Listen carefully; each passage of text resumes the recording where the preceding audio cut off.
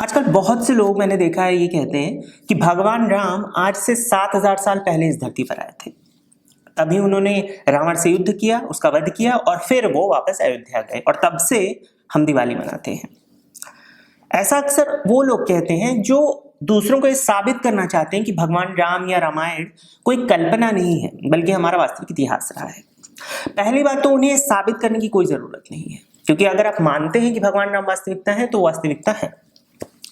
दूसरी बात यह कि इस होड़ में हम खुद रामायण, भगवान राम और अपने इतिहास से दूर होते जा रहे हैं, क्योंकि सच तो यह है कि भगवान राम आज से 7000 साल पहले इस धरती पर नहीं आए थे। ऐसा संभव ही नहीं है।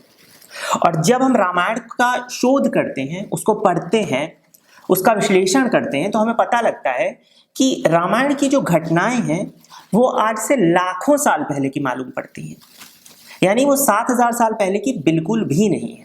तो आज यही जानते हैं वाल्मीकि रामायण की मदद से कि भगवान राम इस धरती पर कितने वर्षों पहले आए थे, या आज भी हम भगवान राम या रामायण के बारे में कितना कम जानते हैं। स्टेटस लगा देने से भगवान राम का या सनातन सनातन करने से आप भगवान राम को नहीं जान सकते। उसके लिए आपको पढ़ना पड़ेगा। देखते रहिए। तो जय हिंद दोस्तों, और आशा है कि आप सब अच्छे होंगे।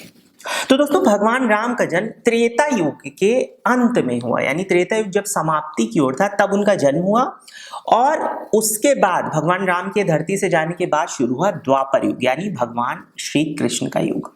अब हम जिस कैलेंडर को मानते हैं वो सोलर कैलेंडर है, यानी सौर्य गणना से बना कैलेंडर है, जिसमें 365 दिन होते हैं और उसके हिसाब से ही हम हर साल एक निश्चित दिन को कोई त्योहार मनाते हैं।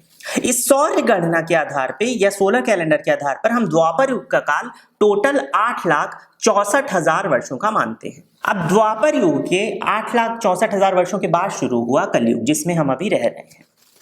आज से लगभग 5,123 वर्षों पहले, यानी 3,102 बीसी में, यानी साफ तौर पर लगभग 8,69,123 सालों पहले तो द्वापर युग ही शुरू हुआ, और इससे पहले श्री राम धरती से अपनी लीला समाप्त करके अपने लोग जा चुके थे। यानी संभव ही नहीं कि भगवान राम आज से 7000 साल पहले इस धरती पर रहे होंगे। अब दूसरा कारण जानते हैं कि क्यों भगवान राम आज से 7000 साल पहले इस धरती पर नहीं थे, जिसका सबूत हमें मिलता है वाल्मीकि रामायण में। तो Valmiki Ramayana, by the way, ये वाल्मीकि रामायण मैंने गीता प्रेस से खरीदी है, जो 2 खंडों में है। इसके पहले खंड में, यानी बाल कांड को जब आप पढ़ेंगे तो शुरुआत में ही जो प्रथम सर्ग का 97वां श्लोक है, उसमें साफ साफ लिखा है कि भगवान राम ने इस धरती पर 11,000 वर्षों तक शासन किया और उसके बाद वो इस लोक से अपने लोक में वापस गए।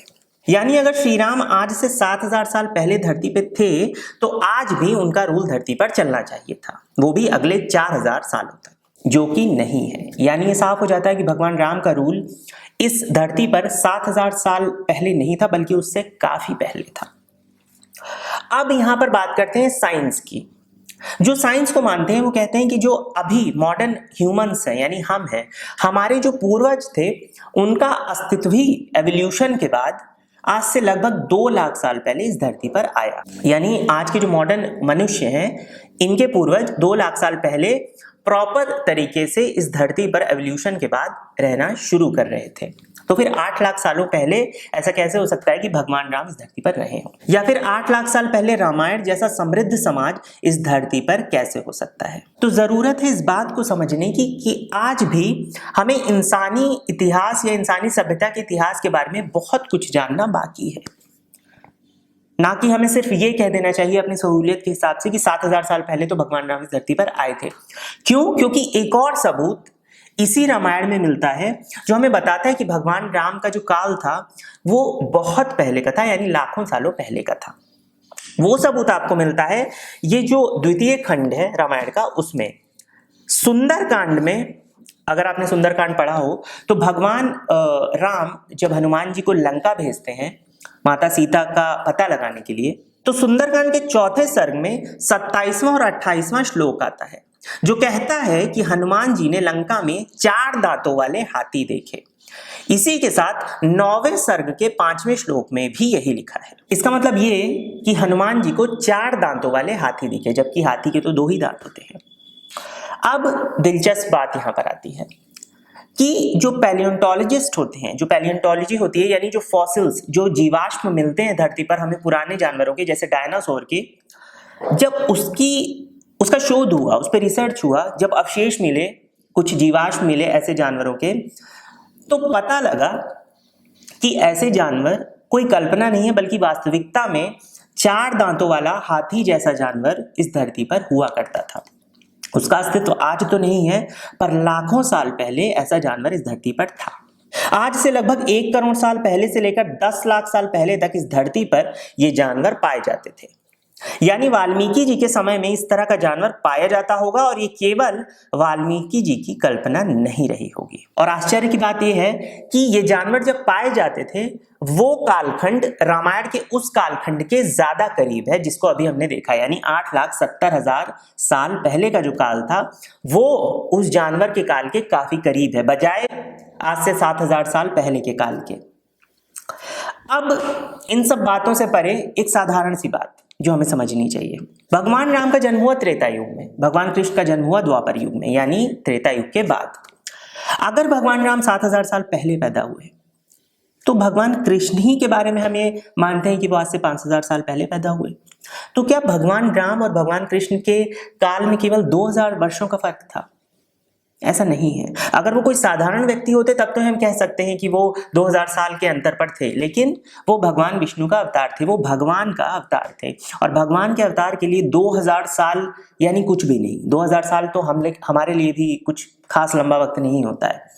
तो भगवान बार बार इतनी जल्दी इतने कम अंतराल पे धरती पर नहीं आ सकते, ये अध्यात्म की दृष्टि से बिल्कुल भी माना नहीं जा सकता। अब बात करते हैं राम सेतु की, क्योंकि बहुत सारे लोग कहते हैं कि राम सेतु का जो भी काल है उसी काल में भगवान राम रहे होंगे। मद्रास यूनिवर्सिटी की रिपोर्ट या रिसर्चर्स की रिपोर्ट ये कहती है कि राम सेतु जो है वो लगभग आज से 18,500 साल पहले बना था। यानी भगवान राम 7,000 साल पहले आए थे या वो 18,000 साल पहले आए थे, क्योंकि बहुत सारे सॉफ्टवेयर्स को जानने वाले लोग ये कहते हैं, जो खगोलीय गणना करते हैं, वो कहते हैं कि भगवान राम के जो जन्म की तिथि है वो आज से 7,000 साल पहले थी। तो फिर राम सेतु 18,000 साल पहले और भगवान राम की जन्म की तिथि 7,000 साल पहले कैसे हो सकती है?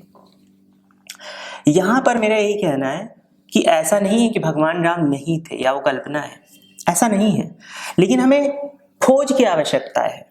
आप खुद सोचिए कि भारत में इस तरह की खोज कितने लोग करते हैं? ना भारत में इस तरह के शोध पे पैसा लगाया जाता है, ना ही लोगों में दिलचस्पी है, और ना ही हमने कभी ये जानने की कोशिश ही की कि इन जगहों पे क्या है। आज का जो राम सेतु है, क्या कभी किसी ने, शोधकर्ता ने उसके नीचे जाकर देखने की कोशिश की कि क्या पता जो असली राम सेतु है जिसे भगवान राम या वानर सेना ने बनाया था वो कितने नीचे है, और आज का जो राम सेतु है वो उसके ऊपर बनाया गया हो? क्योंकि इंसानी सभ्यता के बारे में तो ये आम बात है कि अगर पहले से वहां पर सेतु होगा तो बाद के राजाओं ने, बाद के लोगों ने उस सेतु का इस्तेमाल किया होगा।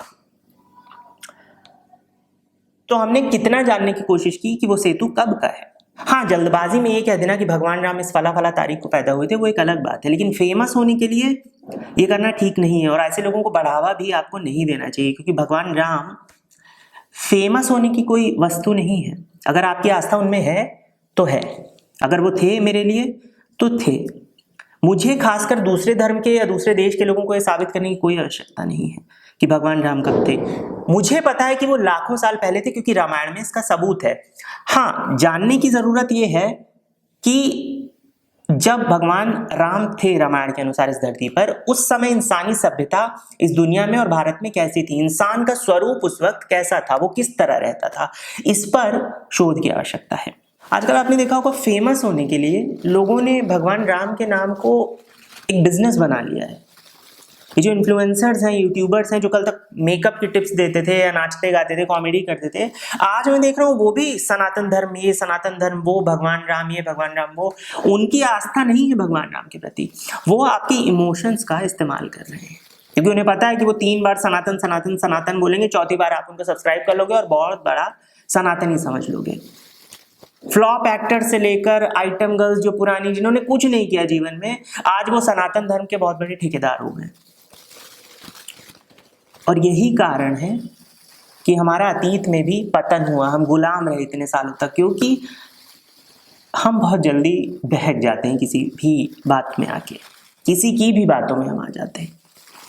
ये सही है कि आज हिंदू जागरूक हो रहे हैं या भारतीय जागरूक हो रहे हैं अपने इतिहास के प्रति, लेकिन उसमें भी सजग होना ज़रूरी है, सतर्क होना ज़रूरी है। आपको किसी को कुछ भी प्रूव करने की ज़रूरत नहीं है। भगवान राम इस धरती पर थे और ये एक सत्य है।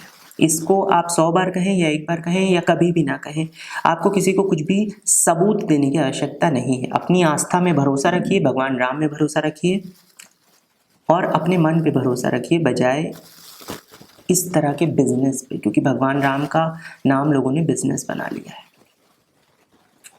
दिवाली की बहुत बहुत शुभकामनाएं। अपना ख्याल रखिए। Take care. जय श्री राम, जय हिंद, इतिहास जिंदाबाद।